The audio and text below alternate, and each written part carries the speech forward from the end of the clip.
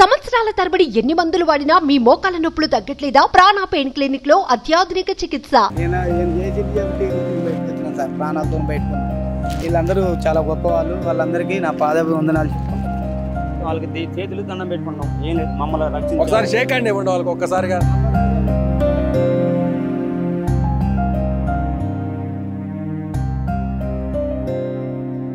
ఖమ్మం నగరంలో మున్నేరు వాగు బ్రిడ్జి మీద చిక్కుకుపోయినటువంటి 9 మందిని కాపాడినటువంటి వీరులు మనతో పాటు ఉన్నారు. వారిలో ఈ ముగ్గురు కూడా జేసీబీ డ్రైవరు సుభాన్నితో పాటు ఈ ముగ్గురు కూడా వెళ్ళారు. ఈ ముగ్గురు వాళ్ళని తీసుకొచ్చారు.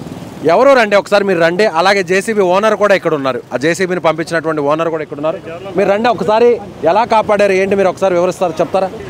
ఎలా అసలు వీళ్ళు ఎలా వచ్చారు అది ఒకసారి ఎక్స్ప్లెయిన్ చేస్తారా? ఆ టైంలో ఏం జరిగింది ఒకసారి? ఈ టైంలో అంటే 11:30కి ఇక్కడ మేము బ్రిడ్జి మీద ఉన్నాం సార్. 11:30కి మా ఊరు జేసీబీ గారు వానరు, మా గ్రామ ప్రజలు అక్కడ జేసీబీ ఆడ గాడి పడితే గాల్లో బకెట్ పెట్టేసి చెట్టుకు తాడు కట్టేసి 11:30కి మా గ్రామస్తులు, మా అందరూ, మా బంధువులు వీళ్ళంతా అన్నగారు కలిసి ఆ జేసీబీ ద్వారా ఒక్కొక్కరిని తాడు మీద తీసుకొని జేసీబీలో కూర్చోబెట్టి 9 మందిని అలా 4 ఉన్నారు తీసుకెళ్ళి మమ్మల్ని ఇంత లోతు వాటర్ వస్తున్నా కూడా ఒడ్డు మీద దించేశారు. అందులో మీరు ముగ్గురు ఉన్నారు, డ్రైవర్తో పాటు ఈ ముగ్గురు ఉన్నారు. నేను అక్కడికి బయట ఉన్నా, నేను కష్టం ఇక్కడ ఉన్నా. నేను వరద బాధిస్తుంది. నేను వరదలో అదే మీ ముగ్గురు ఉన్నారు, డ్రైవర్తో పాటు ఇంకిద్దరు 5 మొత్తం 5 ఉన్నాం. మొత్తం ఎంతమంది వెళ్ళారండి జేసీబీలో? డ్రైవర్ కాకుండా 5 ఉన్నాం. 5 మంది బయటకు వెళ్ళాం సార్ జేసీబీ నుంచి.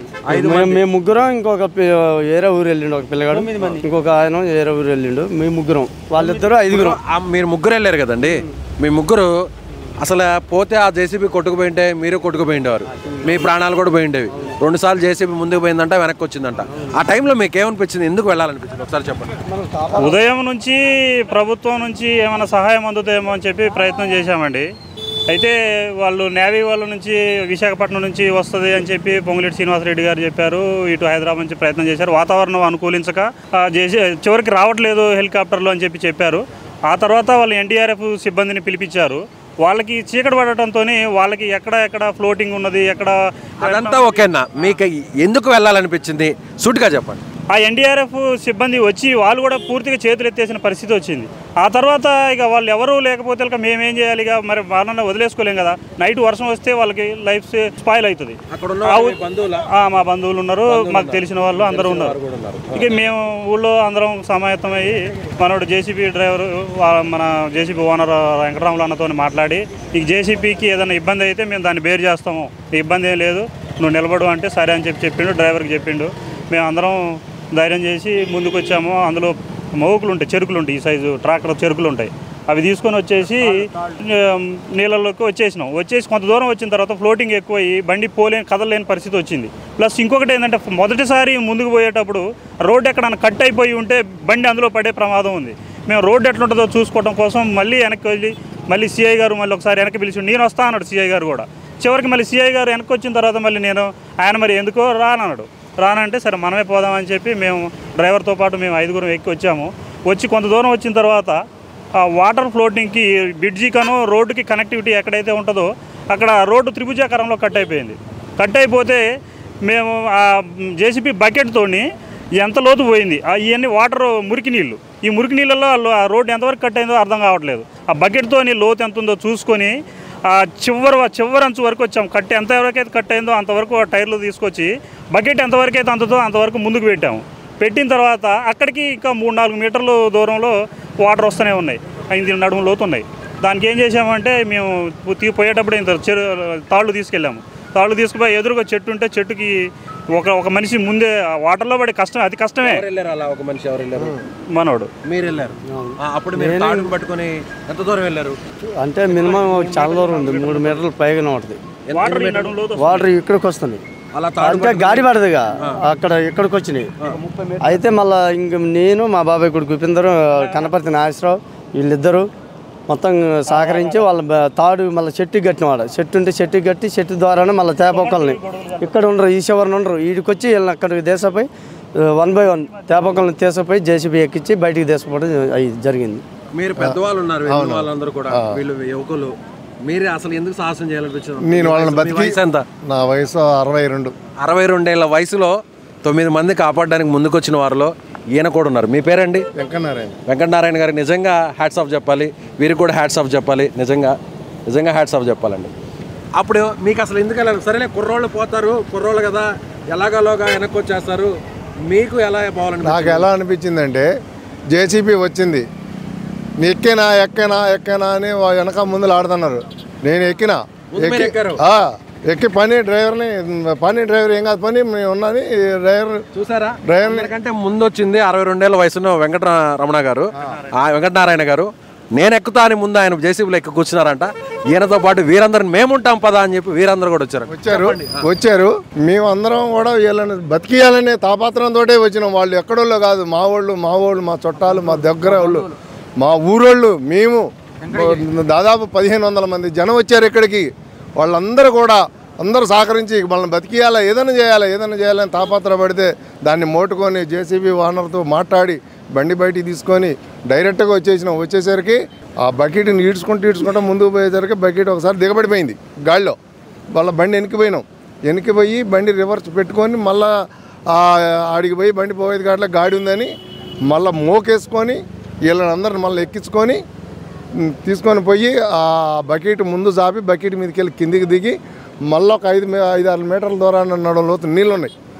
మోకు తీసపోయి 2 మనుషులు మోకు కట్టినాక ఆ మోకు దారాగా మళ్ళీ పోయి వీళ్ళందరిని తీసుకొని వచ్చి మోకుతో ముందు ఆ తాడు కట్టి తాడు ద్వారా తీసుకొచ్చారు జేసీబీ వరకు. జేసీబీ అక్కడ వరకు వెళ్ళలేకపోయింది, బయటికి పోలేక రోడ్డు కట్ అయింది. పోలేక ఎటు తిరిగి తాడుతోటి చెట్టు కట్టి మళ్ళీ మనుషుల మా వాళ్ళని అవతలకు పంపించి మేము తాడు పట్టుకొని మా వాళ్ళు 3 వచ్చి వీళ్ళని తీసుకొని అందరం మళ్ళీ ఒకళ్ళని పట్టుకొని జేసీబీకి ఎక్కించి. ఇప్పుడు కాదండి, మీరు జేసీబీ ఇక్కడ నుంచి స్టార్ట్ అయ్యి వాళ్ళందరినీ కూడా పిక్ చేసుకొని తాడు కట్టి తీసుకురావడానికి ఎంత సమయం పట్టింది? ఇదంతా దాదాపు 1.5 అవర్ పైన పట్టింది. 1.5 గంట పట్టిందా? పట్టింది. ఏంది జేసీబీ మీరు మామూలుగా ఇక్కడ ఒక అటెంప్ట్ లోనే సక్సెస్ కాలేదు, 2 టైమ్స్ ఫెయిల్ అయిన. ఫస్ట్ టైం వచ్చేసారు 4 సార్లు రావటం చివరి టైం 4లో వచ్చారు. 4 సారి చివరి టైంలో ఎంత టైం పట్టింది? చివరిసారిగా 30 గంట పట్టింది. అంటే ఈ చివరి నుండి వీళ్ళు రావాలి, తాడు కట్టుకోవాలి, ఆడ రోడ్డు చూసుకుంటా పోవాలి. ఆ రోడ్డు బండిని నడిపించుకుంటూ రావడమే మాకు అర్ధగంట పట్టింది. రైట్ అన్నా, మీరు అంటే ఒక్కసారి ముందుకు రండి. అర్ధగంట పట్టింది. అర్ధగంట వీరు వచ్చారు, వీరు ధైర్యంగా ఈయన తాడు కొట్టుకొని ముందుకు వచ్చాడు. జేసీబీలో ఈయన ముందెక్కాడు, ఈయనతో పాటు మేము ఉంటాపా అని ఆయన వచ్చాడు.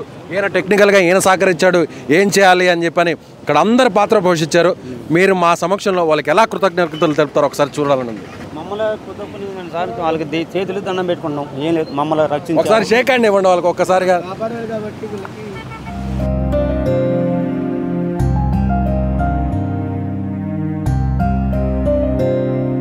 నిజంగా చాలా సంతోషంగా ఉండండి. అంటే బయటపడినటువంటి వ్యక్తులు వీరు, కాపాడినటువంటి వ్యక్తులు వీరు. వీళ్ళందరి భవిష్యత్తు నిజంగా ఒక రకంగా వీళ్ళ ప్రాణాలు నిలబడ్డాయంటే వీరి వల్లే.